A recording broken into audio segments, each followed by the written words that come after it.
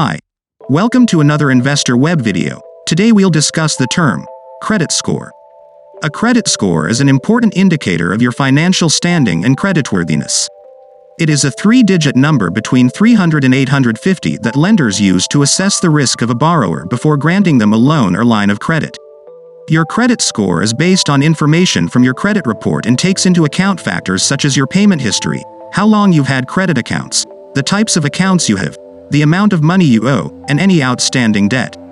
The higher credit score generally indicates a lower risk, so if you have a high score, you're likely to be able to access more favorable terms for loans and lines of credit. Conversely, having a low credit score may mean that you have difficulty getting approved for credit, and the terms you are offered may be less favorable than those for borrowers with higher scores. It's important to note that different lenders may have their own requirements for minimum credit scores, so even if you have a good score, it's possible that one lender may not consider you creditworthy enough to lend to you. That's why it's important to shop around and compare offers before taking out a loan or line of credit. By keeping track of your credit score and actively monitoring your credit report, you can help ensure that you remain in good financial health and can access the best available terms for any loan or line of credit you may need in the future.